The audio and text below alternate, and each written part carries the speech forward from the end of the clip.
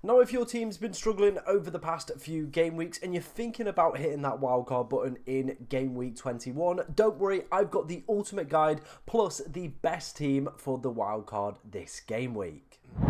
Now, before we dive into today's video, of course, if you do enjoy any of the content that you see on the channel, please be sure to like, comment, and subscribe, as we are trying to hit 12,500 subscribers by the end of the season, and it is only possible with your guys' amazing support. As always, with my wildcard videos, I like to take a look at the 11-5 projected data over the next 6 game weeks, including defensive data and, of course, those attacking probabilities and goals and stuff like that. I feel it's a really useful tool paired with the predicted points hub model as well, and kind of getting a gist of which teams and which players we need to be looking at over the next 5 to 6 game weeks. Obviously, with our wild card, we are probably looking a little bit further, but it gives us a good understanding of what teams, like I said, we need to be looking at. So first off, let's start off with the defensive data over the next 6 game weeks. Arsenal's numbers look absolutely incredible. I know there's been a little bit of a drop off in terms of clean sheet numbers. However, I do think they will resume over the next few weeks. Their XG conceded numbers have still been pretty decent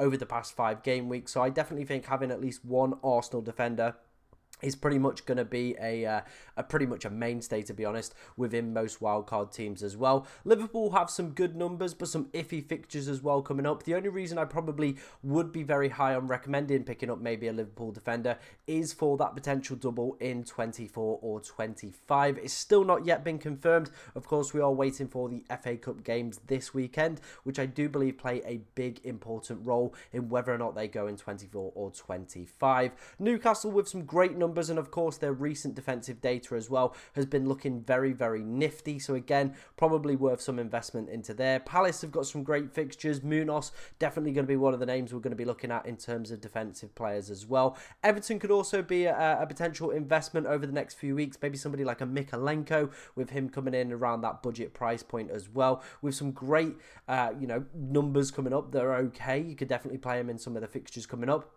as well. Like I said, with that double potentially going in 24 or 25 as well, could be a really, really good buy-in, to be honest. In terms of teams you probably want to be looking to avoid over the next few weeks, I would probably say Bournemouth, Chelsea, Spurs, Brentford below. Anything below that, not really worth any sort of investment in terms of like the 4.5 million and plus players. Obviously, we can pick up some bench fodder, a 4 million defender from one of these sides, but any more than that, probably not worth any investment for me in the side. Let's move on then to the projected attacking data. As you can see here, similar teams towards the top end of this, and kind of probably some of the most informed teams within the Premier League at the moment. Liverpool, some really, really good numbers. So obviously Mohamed Salah. Maybe you could take a punt on Gakpo or Diaz, but not for me personally. I just think it's a little bit too risky with Liverpool having lots of games coming up. Of course, they're playing in the Carabao, the FA Cup, the Champions League, and the Premier League all this month as well. So 4 competitions. There is probably going to be quite a bit of rotation. Arsenal's numbers are good. However, I do think Saka is having a massive impact on their overall attacking numbers, and I just don't think they're a good enough attack for me to justify any attacking places. Newcastle, on the other hand, though, have looked phenomenal going forward. The projected numbers also looking pretty decent. So again, I think an investment into Isak is a must, and Anthony Gordon potentially as a nice other option as well. Then we've kind of got this mid-pack here: Chelsea, Tottenham, and Manchester United. Again, all could be worth a bit of investment with some decent projected numbers coming up over the next few weeks. I think Brentford are a team to monitor, of course, and Mbeumo and Vissa are going to be the popular attacking assets from those sides. The fixtures aren't great in 21 and 22, however, longer term, they're a really, really good buy-in, so maybe on the wildcard, picking up an Mbeumo in a few game weeks' time as well. Of course, looking to go and add his kind of attacking partner in in Johan Visser as well. I think they could be really worthwhile investments as well. Obviously, Newcastle with the top projected goals for this game week, so maybe if you wanted to go for a differential captain as well for this game week, Alexander Isak could be your man if you did want to look to invest in that. Let's move on then. Let's take a look at the predicted points over the next 5 game weeks. I don't think there's any real shock between the top two, Haaland and Salah, Palmer and Salah, sorry. Really, really good numbers expected for those two. I think they're an absolute must. Same with the guy who goes below that as well, Alexander Isak. Really, really good set of fixtures. We saw with the projected goal numbers as well, the form that he's in as well. 7 consecutive games, that he has now scored in as well. Cunha looks a good buy in 23 and onwards, so maybe one to keep an eye on. Chris Wood, definitely a player I am going to include on the wild card, as you'll see a little bit later. I think the form that he's in and the form that Forest are in, definitely worth some sort of investment as well. Trent is probably that high because of the double game week coming up. I don't personally feel you're going to get the value out of him, and I think there's probably better Liverpool defenders to buy into. Bruno Fernandes could be a really, really good pickup as well this week if you were on a wild card with Southampton coming up. A great fixture, and when he has been playing games and not getting himself sent off, his point scoring ability has been pretty decent this year. Of course, we've got a plethora of Crystal Palace players as well, with some great fixtures coming up with them. So Mateta, Sarr and Eze all could potentially be worth a punt. We spoke about Brian and Mbeumo as well. Gordon also featuring on that list. Isak, Vissa, should I say, as well, further down the list as well. And then finally, that Arsenal defender, like I said, Gabriel, probably going to be one of those players you wanted to look to pick up if you were on a wild card this week. That was enough of the team data and predicted points. Let's head on then into this wild card draft ahead of game week 21. Starting off, let's dive into the team. Let's not waste any time. Let's dive straight into that back line. We're going to first off start with our goalkeeper pairing. Fabianski, a nice cheap option. Sells, he's in here because I do believe he's probably the best budget goalkeeper within the game right now. Of course, you could go for maybe somebody like Dean Henderson. However, I think with Forest's strong defensive record this season, they're currently sat third for XG conceded in the Premier League, which is absolutely phenomenal. Really, really good numbers from them. They've been super, super impressive. And their defence is actually forming quite a bit of an EO as well, with a lot of people owning Aina. Sells as well, becoming a pretty popular option as well. So definitely worth going to have at least one Forest defender. The rest of the defence, as you can see here, Hall, Canate, Gabriel and Munoz.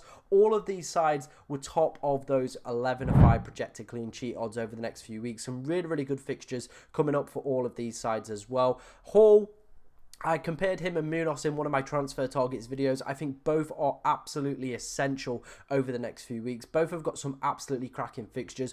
Both have pretty good underlying per 90 data as well that makes them really, really interesting options. And I definitely think two players that could explode over the next 5 to 6 game weeks if they manage to pick up some attacking returns and if they kind of justify that 11-5 clean sheet data as well. Canate, again, it is going to be around that double game week. I think at 5.1 million, he's probably going to be a best bet to get into that Liverpool back line. I don't really see him being rotated too much. I imagine the cup games are where he'll probably see a little bit of a break. However, Premier League games, he probably is going to be first choice. Gabriel as well, we saw him on the predicted points model from Fantasy Football Hub as well. The Arsenal leading the way as well in terms of those 11-5 models for predicted clean sheets over the next few weeks.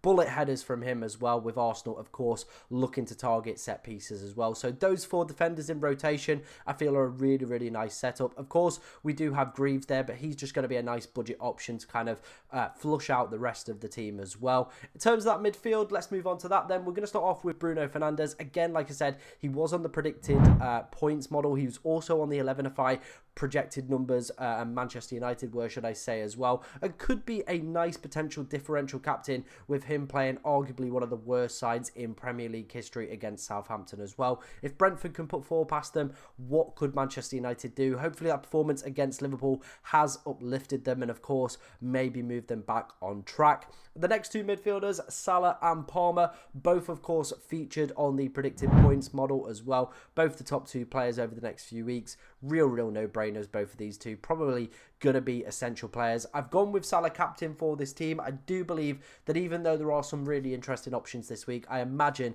he is going to be probably the pick that most people go for in terms of, you know, just consistency, the way that he's been playing this season. So I imagine he will probably still be around, I reckon, maybe 160, 170 plus effective ownership. Now, Nottingham Forest away isn't going to be the easiest fixture, considering how well Forest have defended recently. However, I still believe that Mohamed Salah could get some joy. Wolves, on another day, potentially could have put a couple past Nottingham Forest. So maybe Salah captain, playing it sensible, could still be the correct move as well. We've got Brian and Mbeumo in here, and like I said, he is going to be one of those players that game week 23 is where I would really want him in my side. So maybe getting in early as well. City as well, defensively, they're not at the same level they were last season. If you look at the XG conceded charts over the past this season, should I say, sorry, City have actually, around the 8th, 9th position. Usually we expect to see them around 1st or 2nd. They're really having a difficult year defensively. So I definitely feel somebody like Brian Mbeumo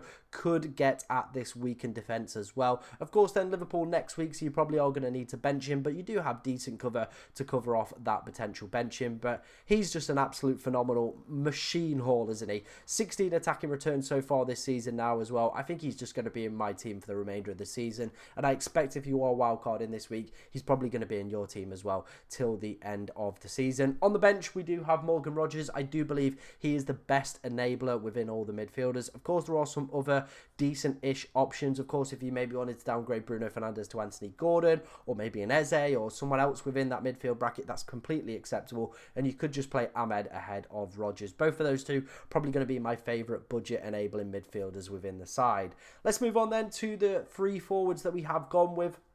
Mateta, again, another one that did feature on the predicted points list. But the reason that I've selected Mateta, and the reason I would be very keen if I was on a wild card this week to include a Crystal Palace attacker, if you look at their next 4 fixtures and look at the XG conceded chart, they are playing some of the worst defences in the league. Their next few fixtures are really good as well. So I think any sort of investment into a Palace attacker is going to be very worthwhile. Like I said, this is a metric that I was using at the back end of last season, looking which poor defenses people were coming up against and then seeing how many goals they would score. It's a really good tool to be using. We've got a good amount of data now, so we know which defenses are good, we know which defenses are pretty bad in the Premier League as well. So it's a really useful tool, and Mateta is coming up against 4 of the worst defenses, so I think could be a worthwhile investment in that striker position. Of course, then when his good fixtures do falter away, you can then of course move to Mateus Cunha, who goes on a pretty decent run post game week 24 as well. So that to me seems like a little bit of a win-win. Next up is going to be Alexander Isak. Like I said, the fixtures for Newcastle, we saw on the 11-5 projected numbers as well in terms of goal involvement.